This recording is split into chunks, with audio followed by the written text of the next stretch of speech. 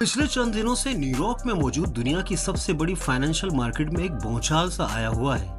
Nasdaq features में तकरीबन 500% कमी देखी गई और उसकी सबसे बड़ी वजह चीन का वो झटका है जो दुनिया की टेक इंडस्ट्री को मिला है। और इस झटके का नाम है डीप सीक, जो कि चीन की एक उभरती हुई एआई कंपनी है। एआई इंडस्ट्री पर राज करने वाली अमेरिकी कंपनी ओपन एआई, जिसका बनाया हुआ chat GPT artificial intelligence industry का सबसे बड़ा प्लेयर है और जिसे दुनिया भर की इंडस्ट्रीज अडॉप्ट कर रही हैं। लेकिन अब चीन ने इसके मुकाबले में डीप सीक एआई बॉट खड़ा कर दिया है। ट्विटर यानी एक्स पर डीप सीक बमुकाबला चैट जीपीटी का एक शोर बरपा है। कहानी की शुरुआत होती है दिसंबर में, जब चाइनीज स्टार्टअप डीप सीक की तरफ से पहला लैंग्वेज मॉडल V3 के नाम से लॉन्च होता है और वो भी बिल्कुल मुफ्त। चंद ही हफ्तों में ये iOS यानी आईफोन पर डाउनलोड होने वाली बड़ी एप्स में से एक बन जाती है। यूजर्स को तो फ्री में कुछ भी चाहिए और चैट जीपीटी के मुकाबले में फ्री में जो भी मिले, चाहे चाइनीज क्यों ना हो, दुनिया को इससे गर्ज नहीं। अमेरिकी एआई कंपनियों ने सोचा होगा कि ये बस मोबाइल की हद तक छोटा मोटा मुकाबला है जो ज्यादा वक्त नहीं चलेगा।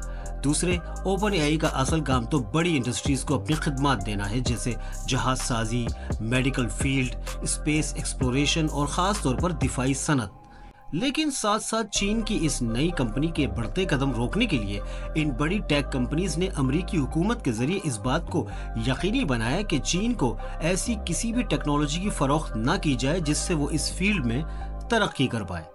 हुकूमत ने खास तौर पर इनवीडिया को सख्ती से मना कर दिया कि चीन को बड़े पैमाने पर एडवांस जीपीयूज फराहम न किए जाएं। याद रहे कि जीपीयू का आर्टिफिशियल इंटेलिजेंस बोर्ड मेकिंग में अहम किरदार है और एनवीडिया दुनिया की सबसे बड़ी और एडवांस जीपीयू बनाने वाली कंपनी है। वीडियो गेम्स और माइनिंग करने वाले इस बात को अच्छी तरह जानते हैं।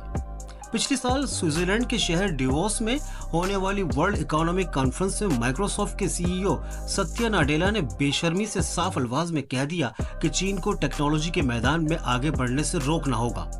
लेकिन अमेरिकी टेक कंपनीज को 20 जनवरी को ऐसा झटका लगा कि जब डीप सीक ने अपना नया मॉडल R1 लॉन्च किया और ये बच्चों का खेल नहीं बल्कि इसकी परफॉर्मेंस को जब चेक किया गया तो ये चैट जीपीटी के टॉप मॉड्यूल के मुकाबले का था। और सबसे खतरनाक बात यह थी कि ये फ्री था।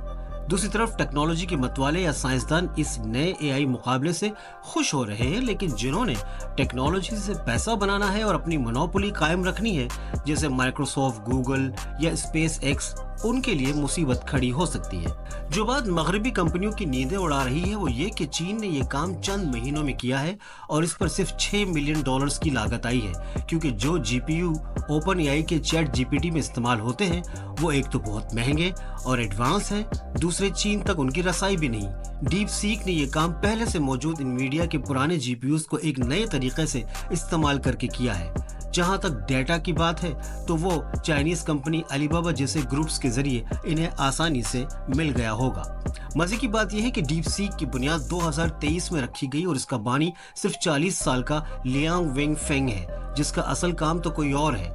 अंदाजा करें, अगर लियांग वेंग पूरी तरह इस काम में पड़ गया तो ओपन एआई कंपनी के लिए ये कोई अच्छी खबर नहीं होगी और इन कंपनीज के लिए भी जो एआई के कारोबार के जरिए स्टॉक मार्केट पर राज कर रही है, जिन्होंने इन्वेस्टर्स के बलबूते पर मुस्तकबिल के बड़े बड़े प्लान्स बना रखे हैं। मौजूदा अमेरिकी स्टॉक मार्केट ट्रेंड्स को देखकर ये अंदाजा हो रहा है कि ओपन एआई के स्टॉक्स से इन्वेस्टर की दिलचस्पी खत्म होने लगी है और ये ट्रेंड किसी बहुत बड़े तूफान की तरफ बढ़ सकता है, जैसा कि सन 2000 में आईटी इंडस्ट्री में आया था, जिसे .com बबल बर्स्ट के नाम से याद रखा जाता है।